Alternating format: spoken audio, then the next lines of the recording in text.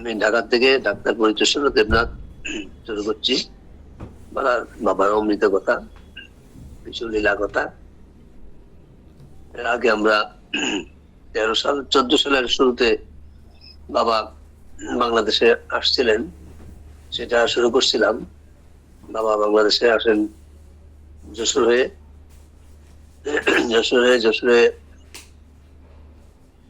রামনদের বাড়িতে ছিলেন কয়েকদিন। সেখানে যে সামঞ্জস্য ছিল, সেখান থেকে আমার স্ত্রীও গেছিলেন, ওকে নিয়ে আসলেন, বাবাকে ট্রেনে নিয়ে আসলেন, ট্রেনে আমরা রিসিভ করি। তারপরে তপনের বাসায় ছিলেন বাবা কিছুদিন। সেখান থেকে বাবা সিলেটে যান।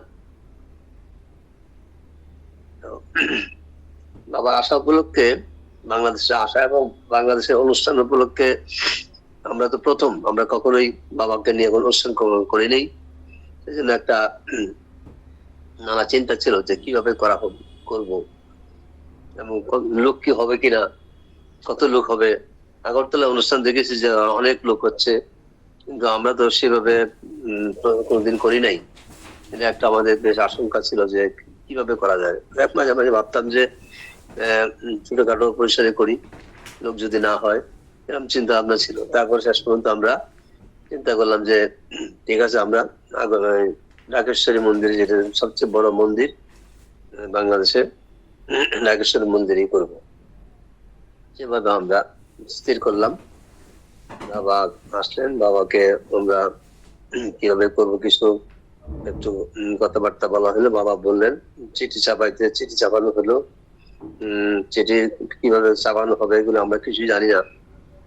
বাবা যে কথাটা বলা দরকার, যে বাবার পরামর্শ ছাড়া কোনো কিছু করা যায় না, এবং এটা বারবার এই চিঠিগুলি মানে খুব দেখাইতে হয়, বাবাকে দেখাইতে হয়, এবং চিঠির মধ্যে ভুল থাকে প্রচন্ড। আমাদেরও অনেক ভুল হয়েছিল, কারণ আমরা প্রথমবার আমরা তারা বুঝতে পারি নাই,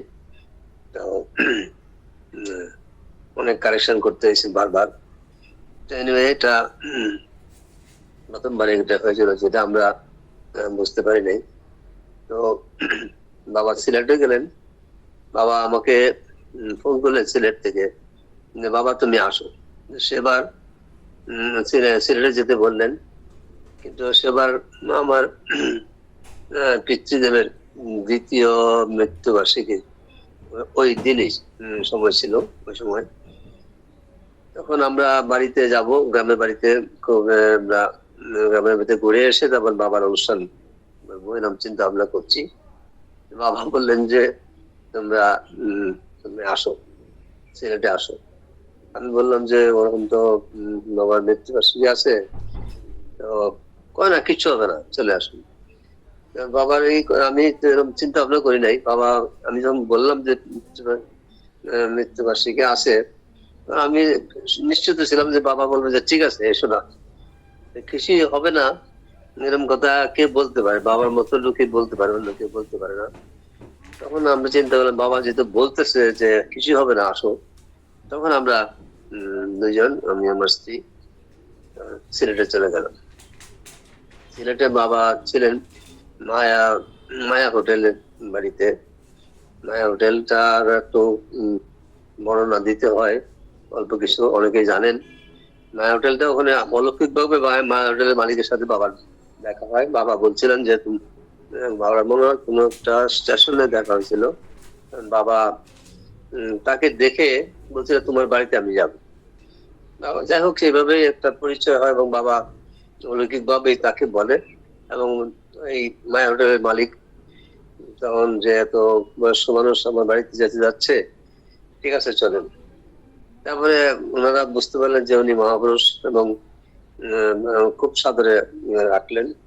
আমিও গেছিলাম ওখানে। ওদের বেশ মায়া হোটেলে বেশ ইয়ে হয়, ওদের বাড়িতে পূজা হয় প্রতিদিনই। মনসা পূজা হয়। মনসা পূজা ওখানে ব্রাহ্মণ দিয়ে মনসা পূজা করে প্রতিদিন, এবং কাল ভৈরবের পূজা হয় প্রতিদিন, আর দুর্গা পূজা হয়। তো কাল ভৈরবের একটা ঘটনা আছে, সেটা লীলা আছে বাবার, সেটা বলবো। আর ওখানে যে ব্যবস্থা না হলো যে যারা নিরামিষ খাবে তাদের জন্য একদিকে ব্যবস্থা, আমিষ খাবে তাদের জন্য আলাদা ব্যবস্থা, এরকম ব্যবস্থা আছে, থাকার ব্যবস্থা আছে। আবার কোথাও যেতে চাইলে তো ওদের গাড়ি আসে, সেখান থেকে বাবাকে নিয়ে যাওয়া হয়, যায়, সমস্ত সুযোগ সুবিধা আছে আর কি। যাই হোক, তো একটু আবার ওই লীলাটা একটু বলি যে ওখানে বাবা যখন আসলেন ওই বাড়িতে, তখন ওই একজন আমাদের খুবই সুপরিচিত একজন ভক্ত, উনি জগৎগুরু আশ্রমের একজন বিশিষ্ট লোক, উনি বাবার কাছে আসলেন, বাবার সঙ্গে কথাটা বললেন, বাবার সঙ্গে বেশ পরিচিত হলো। এক সময় উনি বাবার সঙ্গে এই কথাটা আমার একটু মানে এরামের কাছে শোনা আর কি, আমি চলে আসছিলাম, তারপরে ঘটনা ঘটে। আমি এটা বলতেছি কারণ বাবার একটা লীলা ছিল সেখানে, বিরাট ঘটনা।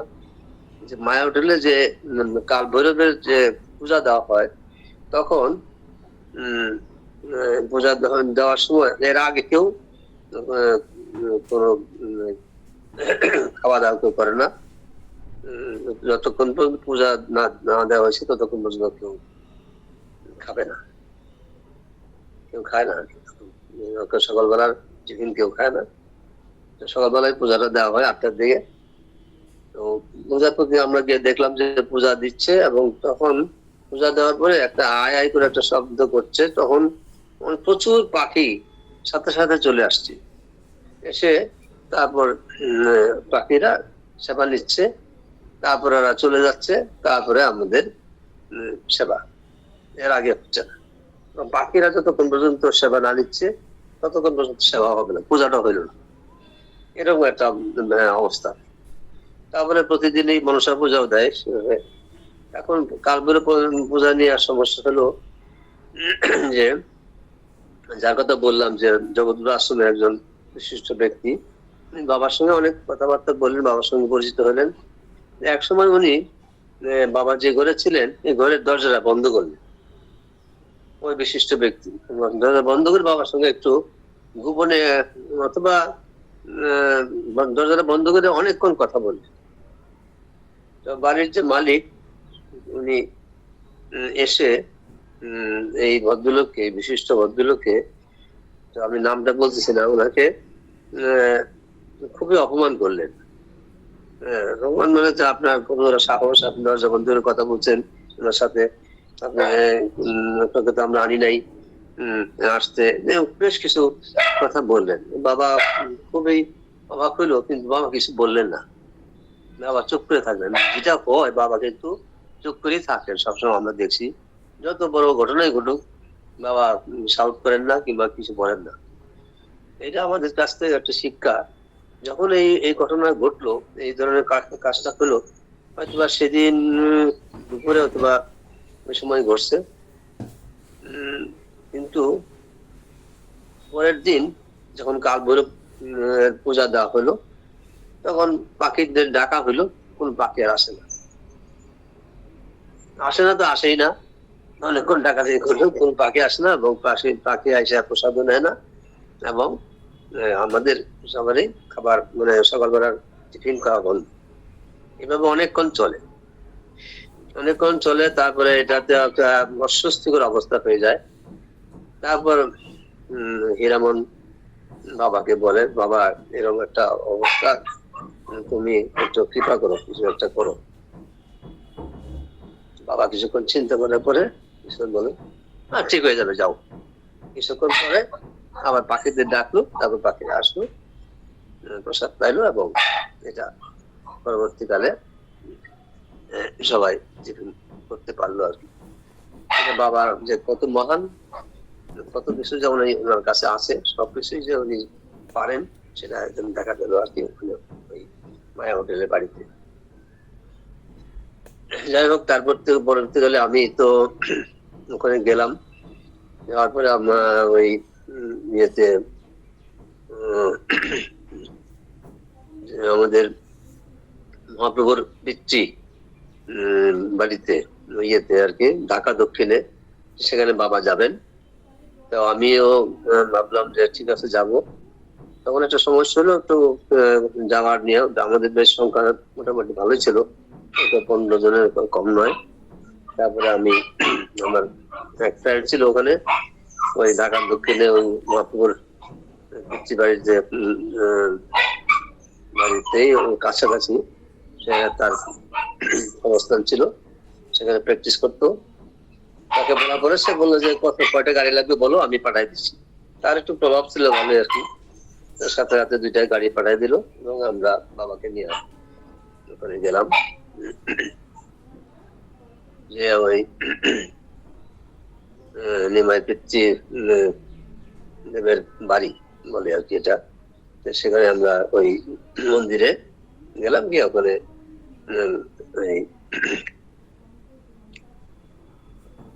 কিছুক্ষণ থেকে আমার আরেকটা ঘটনা বলতেছি। এটা তো গেল, আমার একটা সমস্যা ছিল, এখনো সমস্যা থেকে বাবা গেলাম। আমার একটা আমি একবার আমার পরিবেশ সমস্যা নিয়ে আমি পিজি হাসপাতালে, বাংলাদেশে পিজি হাসপাতালে আমি তো ওখান থেকে চলে আসলাম। পরে আমাকে ভর্তি করিয়ে ফেললো আমাকে। মোটামুটি বললো যে ওখানে যে অ্যাসিস্ট্যান্ট প্রফেসর ছিল, ঢাকার অনুষ্ঠানটা আমি দেখাইছি, কিন্তু অ্যাসিস্ট্যান্ট প্রফেসর ভর্তি করে দিল যে অপারেশন হবে।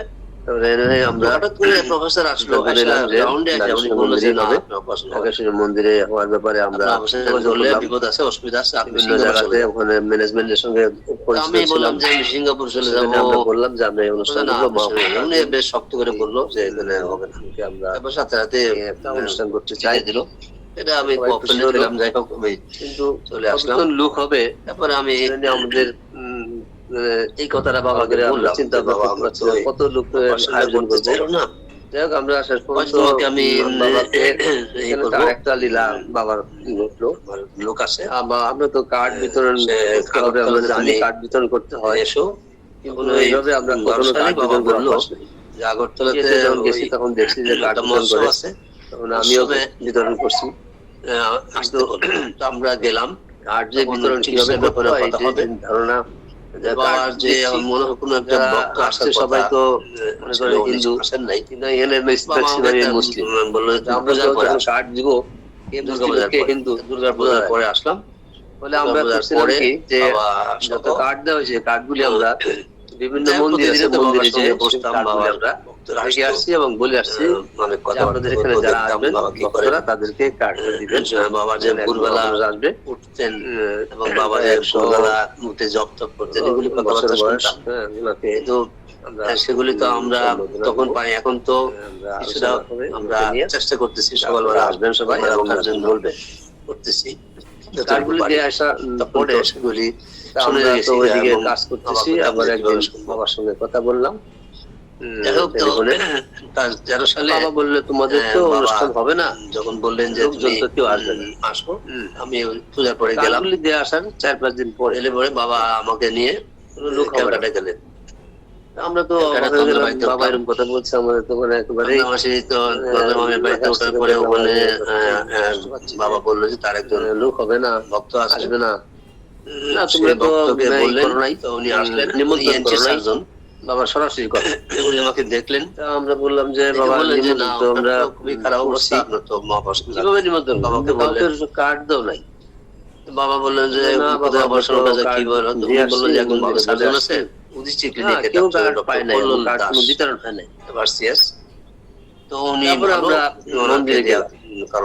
মন্দিরে গিয়ে দেখি ওনাকে দেখা, বললেন তাই সঠিক। বাবার কোনো কার্ড গেলাম, সব কার্ড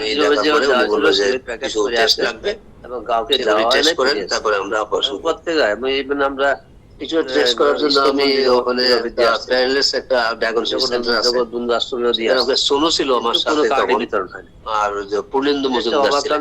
বাবা দুজনকে আমার সাথে পাঠালেন। বাবা তো বললেন সঠিক সঠিক বললো যে আর দুজন, এবং বাবা তো বলে দিলেন যে তোমাদের লোক হবে না, চেনা বাবা বললো যে আমাদের খুবই খারাপ অবস্থা, মনে নিয়ে যাবে। তারপরে নিয়ে গেল, তারপরে আমরা বললাম কি কিছু টেস্ট করে মন্দিরে গেলাম, গিয়ে এইভাবে তো কার্ড বিতরণ হয় না। যাই হোক আমি তো ডাক্তারবাবুকে দেখানো হলো, তারপরে আমরা নিলাম আমি আমার মনে আছে বাবা সম্মতি দিলেন, দুইজনেই মানে জগৎ রাষ্ট্র গেলাম একদিন, তারপরে লিখে গেলেন এবং যেদিন অপারেশন হবে সেদিনও বাবা ভিতরে একবার মনে হলো আমি দেখলাম বাবা। আরো আশ্রম ছিল, সেগুলো থেকে কার্ড গুলো নিয়ে নিলাম। যাই হোক, এটা তো আসলে রাস্তার মধ্যে দাঁড়িয়ে এটা কমপ্লিকেশন হতে পারে বলে আমাকে ঢাকাতে করলো না, কিন্তু মনে হয় তাদেরকে কার্ড দিচ্ছি এবং হতে পারে আমি মনে হোক আর না হোক, যদি মুসলমানদের হাতে পড়ে স্মুথলি হয়ে গেল তো নাই, এখন আমাদের মরিয়া হয়ে উঠছি, আমরা সবাই কার্ড দেওয়া শুরু করছি। 3-4 দিন সবাইকে দিচ্ছি, এভাবে দেওয়া শুরু করছে এবং পোস্টার গুলি আমরা বাইরের পোস্টার গুলি আরো মানে বর্ধিত আকারে পোস্টার করছি, মন্দিরের আশেপাশে। ধন্যবাদ যে বাড়িতে ছিলাম, কম ছিল, রাখছেন বাবা থাকতেন। ঈশ্বর মন্দিরে গেলে পরে কয়েকদিন আগাতে দেয় না, কিন্তু ওখানে এক ভদ্রলোক, একটা উৎসব ছিল, একটু বয়স্ক, প্রায় বাড়িতে মনে হয় তো আমাকে বললো যে একটা অনুষ্ঠান আছে, হেল্প করি। উনি আসলেন, উনি ঠিকই লাগানো যাবে, 7-8 দিন হয়ে গেল সে পোস্টার গুলি লাগানোর জন্য হেল্প করলেন। আমরা স্কুল মন্দিরের আশেপাশে বেশ একটা আমরা লাগালাম পোস্টার এবং কার্ডগুলি নিয়ে আসছিল এই মন্দিরে, ওখানে দেখলাম। এভাবে আমরা থাকার পরে 3 দিন প্রায় সবাই, আমার ছোট ভাই গোপাল, সবাই বক্রেশ্বরে একটা জায়গা আছে, সেখানে যাওয়া পাইলো যে একটা কার্ড বিতরণ, সেখানে আমরা গেলাম, চেষ্টা করলো ওখানে যে চেষ্টা করলাম, পোস্টারগুলি আমরা নতুন করে দিলাম। তারপরে বাবাকে টেলিফোন করা হইলো, বাবা আমরা তো মায়ের মন্দির আছে পূজা দিলাম, তো এবার অলৌকিক একটা ব্যাপার, এখন তোমরা কিছু চিন্তা নাই, অনেক লোক হবে, জল সুস্থ করলেন এবং আমি এর মধ্যে অবাক হইতেছি যে বাবা এইসব কথা বলতেছে কিভাবে, জলটা লোক হবে। আর লোক নিয়ে তো আমার একটা চিন্তা ছিল যে কত গরম হবে, আমি চিন্তা করছিলাম 500 লোক হয় কিনা, হয়তো জানেন, এরকম আমার চিন্তা আপনার, কিন্তু আমার আয়োজন যারা আয়োজন করে রাখছি, যদি লাগে সবকিছু আমি পরে আমি এটা কিছু সায়েন্সের সঙ্গে মিলে কিছু বড় অনুষ্ঠান হবে, সেদিন তো বাবাদের সঙ্গে যোগ হয়,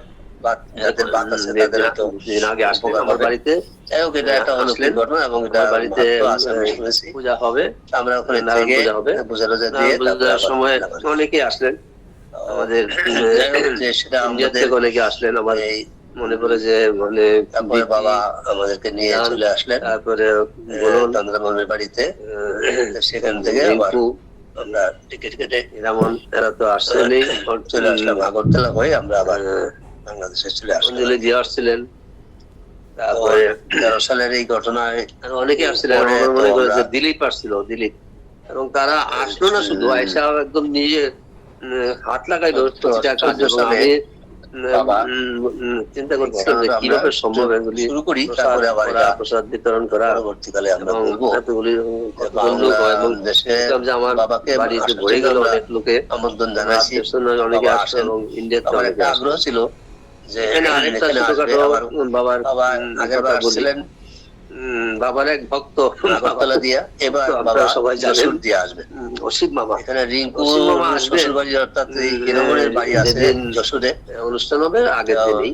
বাবা তখন একটু শীত শীত আছে, হালকা হালকা বৃষ্টি, বাবাকে নিয়ে রিঙ্কু এবং আমি ওই অসিত মামাকে আনার জন্য যাবো এয়ারপোর্টে, বাবা আমিও যাবো, ওখানে গেলে পরে বেশ বাবা বললো যে বাবা শীত পড়তেছে, এখন তো আমি গেলে আমাদের সহিত ওখানে থাকলেন কয়েকদিন, এবং উৎসবের মতো হলো, কিছু বলার নাই, এবং অনেক ভক্ত অনেক গাড়িতে মুসলিম বাসায় রেখে 2টা গেট আছে, ওখানে ভালোভাবে বাবা ওখানে নামবেন গেলেন, এক গেটে বাবা বসে থাকলেন, বাবা মামাকে দেখলে বাবা রিসিভ করবেন, আর আরেক গেটে আমি কি আমার গেটে আমি অসীম মামাকে পাই না কিছুতেই,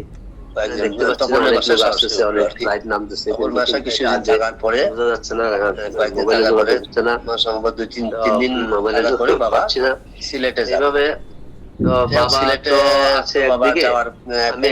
আমি তো পাইলামই না, সিলেটে আমি চলে আসলাম বাবার কাছে এসে দেখি এবার কিছু একটা চলে আসছে। বাবা বললেন যে আমি তো পাই নাই তাকে, না পাই আমি জব করা শুরু করলাম। বাবা জব করতে শুরু করলেন, কিছুটা খোঁজ পেয়েছে। ভক্ত অসীম মামাকে যেন পাওয়া যান। আমি আজকে এই পর্যন্তই বলছি, পরে আমি বাকিটা বলবো আর কি। যাই হোক, তো আমরা প্রণাম। বাড়িতে অনুষ্ঠান করার সময়, যখন পূজার অনুষ্ঠানের সময় সবাই খুব হাত লাগায় কাজ করলো, এবং আমরা পূজাটা সম্পন্ন হওয়ার পরে পূজার প্রসাদ, বিশেষ করে যে সিন্নিটা হয়, সিন্নিটাকে জন্য আমি একটু বলি যে সিন্নি করার জন্য আমরা তো জানতাম না কিছুই, কিভাবে সিন্নি করতে হয়। বাবা একটা লিস্ট দিলেন, অন্তত 25-30টা কি 25টা আইটেম। আমরা তো অনেক আইটেম জানিও না, যে কোথায় পাওয়া যায়, কিভাবে করতে হয়।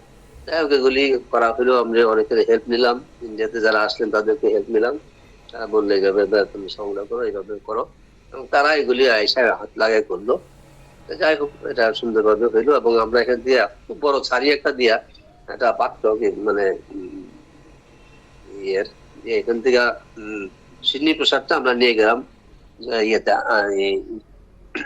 আসলে অর্থাৎ এই নাগেশ্বরের মন্দিরে। নাগেশ্বরের মন্দিরে প্রসাদ একটা আমরা সিডনিটা আমরা বিতরণ করবো যারা যারা আসবেন, সেই উদ্দেশ্যে বাবাকে বললাম, বাবা নিয়ে আসেন। ওখানে নিয়ে যাওয়া হলো। যাই হোক, অনুষ্ঠান তো আমরা একটু যেতে যেতে একটু দেরি হইলো, তো ওখানে খুব অস্থির হয়ে গেল সবাই। মানে অনেক সাংবাদিক আসলো, তারপরে অনেক লোকজন, এবং এত লোক যে হবে আমাদের, আমি তো আগেই বলতেছি যে লোক হবে কিনা, এটা তো বাবার কৃপা। এবং আমি শুনেছিও, দেখেছিও যে বাবার সঙ্গে সঙ্গ করে যে বাবা শুধু যে আমরা নিমন্ত্রণের জন্য আসেন, বাবার একটা অবশেষ কৃপায়ও আসে, লোকজন প্রত্যেকে আসে, এটা বোঝা মুশকিল। আমরা এত নিমন্ত্রণ করতে পারি কি না জানি না ঠিক, কিন্তু লোক এত লোক হইলো যে অকল্পনীয়। এবং বাবা তো এত ভিড় হইলো যে লোকজনকে ঠেকানো মুশকিল।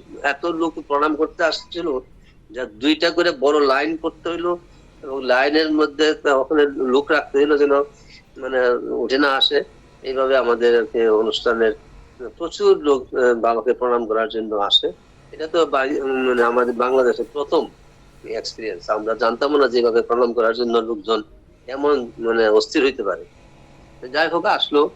আমরা এই অনুষ্ঠানটা মোটামুটি ভালোভাবেই শুরু হইলো। একটু দেরিতে শুরু হইলো, মানুষ খুব আশা করতেছিল তাড়াতাড়ি, সবাই খুব অস্থির হয়ে গেছে বাবার কাছে আসার জন্য। যাই হোক, এটা ঠেকানো গেল কোনো রকমে।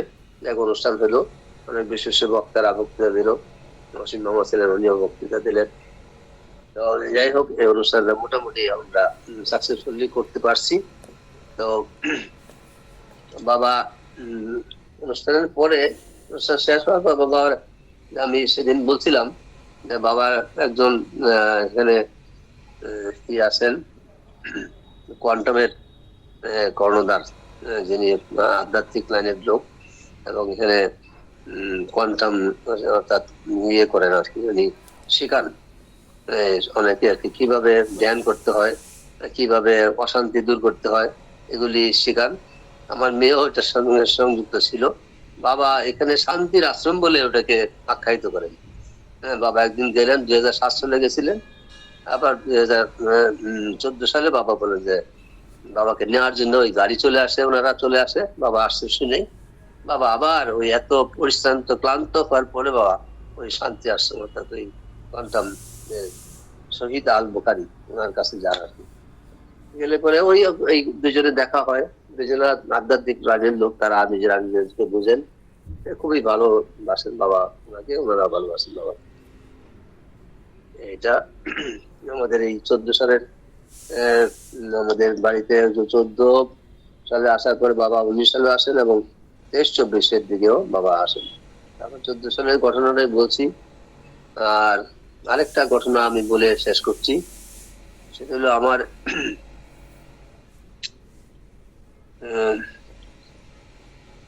আমার কাছে একজন রোগী আসে।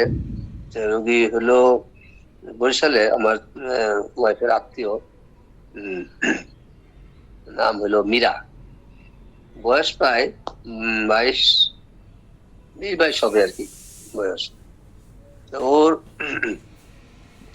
একটু রোগাক্রান্ত ছিল এমনিও, দেখতে একটু ডিফর্ম আর কি, মানে পিঠটা একটু উঁচা উঁচা, আর হলো তার কিছু জন্ম থেকে একটু সমস্যা। ও আসছে তার পেটের মধ্যে ব্যথা, পেটে একটা টিউমার আছে তার। সেই টিউমারটা বরিশালের বাড়ি তাদের, বরিশাল থেকে সে ঢাকায় আসছে আমার কাছে, যেহেতু আত্মীয়। তো বরিশালে অপারেশন করতে ওরা সাহস পায় নাই, তো ঢাকাতে ওটা করার জন্য আসছে।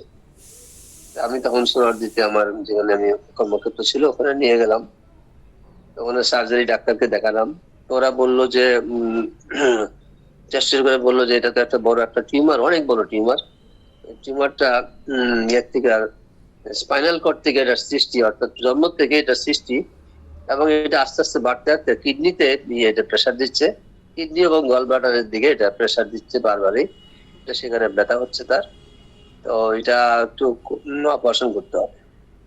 অপারেশন করার জন্য আমরা চিন্তা ভাবনা করতেছি। তারপরে ওখানে বোর্ড বসানো হইলো, কয়েকজন ডাক্তার, বিভিন্ন বিভাগের সার্জারি, অর্থোপেডিক সার্জারি, তারপরে নিউরো সার্জারি, মেডিসিন, সবাইকে নিয়ে আমরা বোর্ড গঠন করে তারা চিন্তা ভাবনা করে যে অপারেশন করা হবে। অপারেশন করা হবে বললেও কিন্তু যে কোনো আমি তো বাবাকেই স্মরণ করি মাঝে মাঝে যে কিভাবে হবে, বাবা কৃপা করো। তো এই অপারেশনটা শেষ পর্যন্ত করা গেল না, এবং ওষুধ তো কেনা হইলো, স্টিচ লাগবে, সবকিছু কেনা না হইলো, কিন্তু কিছুতেই এটা হলো না যে অমুক সবাই সব সার্জনদেরকে একত্রিত করা গেল না, এবং আলটিমেটলি হয় নাই আর কি, এটা বাবারই কৃপা, হয় নাই। হয় না, হইলে পরে অ্যাক্সিডেন্টও হইতে পারতো, বলা যায় না, এবং এটা খুব বড় অপারেশন। তো না হওয়ার ফলে তো আমি কি জবাব দিব রোগীকে? বললাম যে ওরা তো এখন করবে না, ওরা বলতেছে যে কয়েক মাস পরে আসো। কয়েক মাস পরে আবার ডেট দিল যে তারা এসে আসলে পরে আমি করবে। তখন আমি একটু কষ্ট পাইলাম। পরে যারা আসলো তাদেরও তো কষ্ট, তারা একবার বরিশাল থেকে আসছে, আবার তারা চলে যাবে, কি সান্ত্বনা দেব? আমি শেষ পর্যন্ত বললাম যে তুমি একটা কাজ করো, ওকে বললাম, মীরা মেয়েটার নাম, মেয়েটা কাজ করো, বাবার একটা বই আছে, বাবার বইটা আমি দিলাম, দিয়ে বাবা যেসব পৃষ্ঠাগুলি বিশেষ করে পড়তে বলেন, যে পৃষ্ঠাগুলি আমি একটু দেখাই দিলাম যে তুমি এগুলো বিশেষ করে পড়ো, আর বইটা যতটুকু পারো পরবর্তী দিন। আর বাবার ছবিটা আছে, ছবিটা প্রণাম টনাম করো। তো এই কথা বলে তাকে ছেড়ে দিলাম, চলে গেল। চলে গেল পরে সে তো আর কোনো কিছু আমাদেরকে জানায় না, অনেকদিন হয়ে গেল, সে আসেও না, আর কোনো কেমন আসছে সেটা বলে না। সে নিয়মিত, আমি যে বললাম বাবার বইটার দিকে দেখো, নিয়মিত সে বাবার বইটা পড়ে, প্রণাম করে, আর জব করে। তো সমানে খুবই সিনসিয়ারলি সেটা করে আর কি। বাবা আসলে যে এগুলি করার পরে বাবার কৃপায় ওর ব্যথাগুলি কমে গেছে, যন্ত্রণাগুলি কমে গেছে, এবং সে দেখাতে আসার আর তার আগ্রহটা কমে গেছে, এবং সে আসে নাই এদিকে। বেশ কয়েক মাস চলে গেল, মানে 6 মাস 7 মাস 8 মাস চলে গেল, আসে নাই। তারপরে 1 বছর হয়ে গেলে পরে তার কেউ কোনো এক ছেলে তাকে দেখে পছন্দ করলো, বিয়ে হয়ে গেল তার।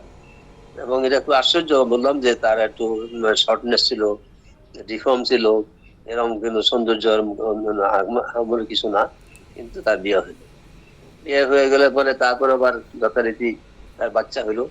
এখন বাচ্চা ভালো আছে, স্কুলে পড়ে, এবং সেও একটা চাকরি করছে, বাবার কিভাবে সবাই সম্ভব আমরা কল্পনাই করতে পারছি সে ভালো থাকবে, এবং বাবার বইয়ের কারণে, বাবার এই বইয়ের থেকে জব করার কারণে বাবার কৃপায় সে অনেক ভালো আছে।